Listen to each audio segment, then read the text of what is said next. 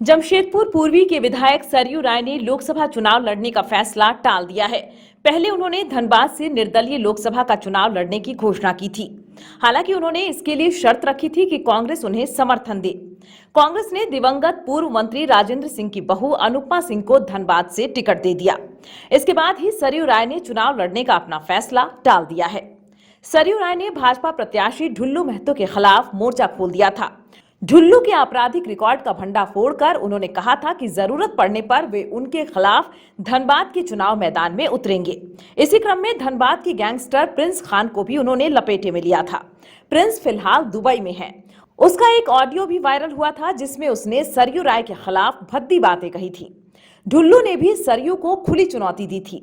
इससे धनबाद के लोग मान रहे थे कि सरयू राय निर्दलीय लड़कर करिश्मा करेंगे।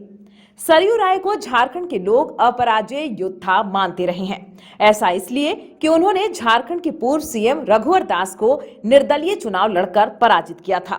सरयू राय को इस बात की खुन्नस थी कि रघुवर के कहने पर ही उनका टिकट असेंबली चुनाव में भाजपा ने काट दिया। राय ने अपना क्षेत्र बदलकर तब रघुवर के क्षेत्र से चुनाव लड़ा और उन्हें पराजित किया। उसके बाद से ही लोग मानने लगे थे कि सरयू राय किसी को भी हराने की क्षमता रखते हैं। आरएसएस के पृष्ठभूमि वाले सरयू राय भाजपा के पुराने नेता रहे हैं।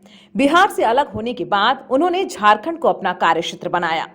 वे जमशेदपुर पश्चिमी से चुनाव लड़ते और जीतते रहे।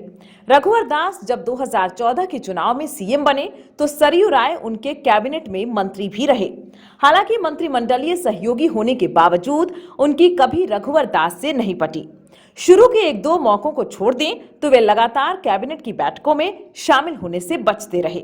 दोनों के बीच खटास इस कदर बढ़ गई कि 2019 के विधानसभा चुनाव में भाजपा ने सरयू राय का टिकट काट दिया। फिर उन्होंने निर्दलीय चुनाव लड़कर रघुवर दास को हरा दिया था। सरयू राय भले ही जमशेदपुर पूर्वी के विधायक हैं, लेकिन उनका संपर्क धनबाद से भी लगातार बना रहा है।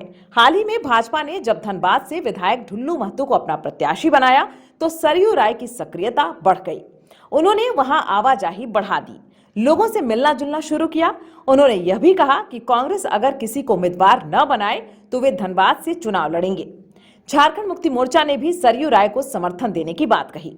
हालांकि बंटवारे में धनबाद सीट कांग्रेस के खाते में थी, इसलिए विपक्ष के सहयोग के बावजूद कांग्रेस की मदद उनके लिए जरूरी थी।